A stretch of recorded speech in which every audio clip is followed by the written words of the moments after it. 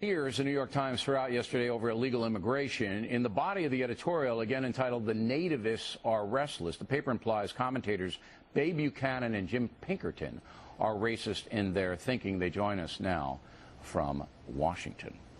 All right, Ms. Buchanan, I'll begin with you. You know, your brother wrote a very provocative book about the Anglo-Saxon and the culture changing in America, the white dominance. And, you know, a lot of people say that was racist. We've gone over some of your statements. I mean, obviously, you want a secure border. You don't want amnesty, all of those things. When you read this editorial yesterday, what went through your mind? It was shocking.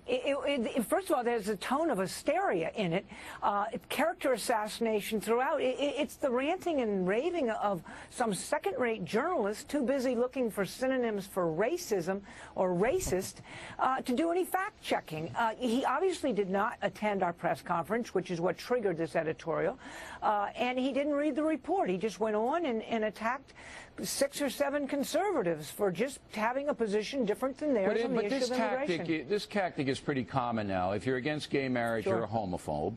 If you criticize hip-hop and rap music, you're a racist. You hate blacks. Pinkerton, I'm surprised that you're a white supremacist. You write for Newsday, don't you? I mean, I was shocked to hear that.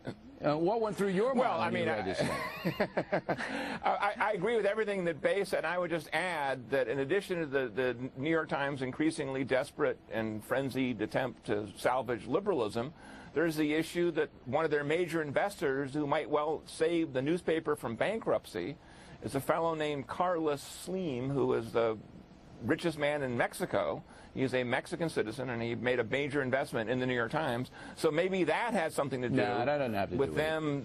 No, since Obama's been elected, you've seen an uptick in the gay marriage, the culture wars, the real issues. They feel, the far left feels, that they have some now power, and they're going to wield it. But look, this isn't about illegal immigration. I don't think Andrew Rosenthal, the New York Times, cares a hoot about some Mexican worker making his way across Texas or Arizona to get some money. This is about changing the political climate and adding votes to the Democratic liberal platform.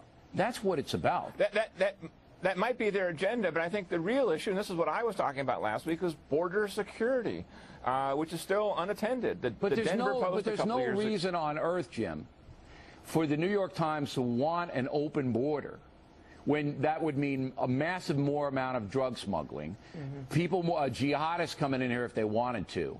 Why would they want that? There's no upside. The only open border upside is that you get so many people here to register to vote that it changes the equation. They're not going to register, most of them, as Republicans, Ms. Buchanan. They're not.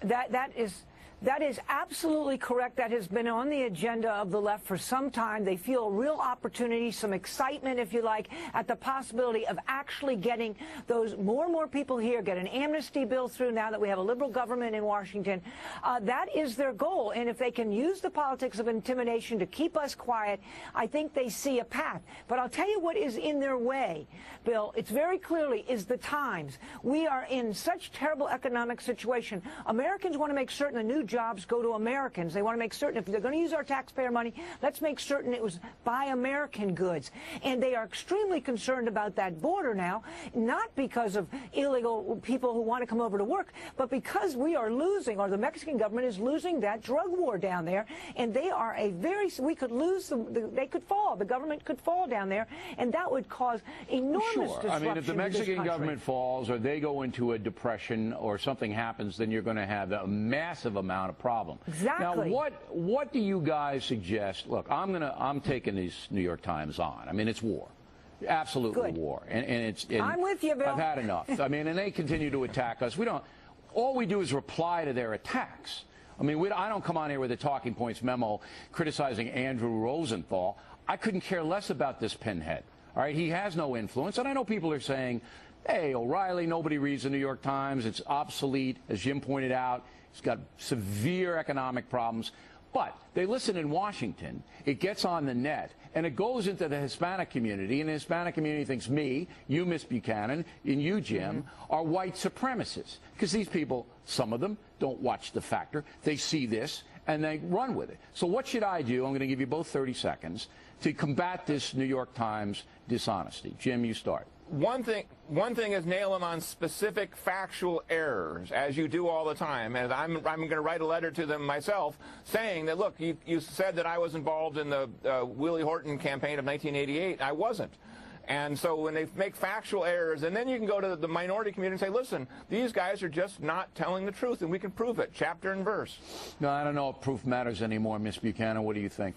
You're right. They don't care about fact, Bill. That, you know, the truth is inconvenient. They don't even consider that I mean, certainly even the an New York issue Times anymore. couldn't care less about what's true and what isn't. We've seen that time and time again. I think what you have to do is to let the American people, we have two things on our side. We have the American people who understand this issue very, very clearly. I know this for absolute fact because I've been out there among them for years now. And the second thing we have is the circumstances in which this nation now is in. All right. And so well, look, we're going to continue to cover illegal. You need to tell those people that. We're going to continue to cover the issue fairly, but with the New York Times now, it's going to go to another level. Bay, Jim, thank you very much. I'm not a crook.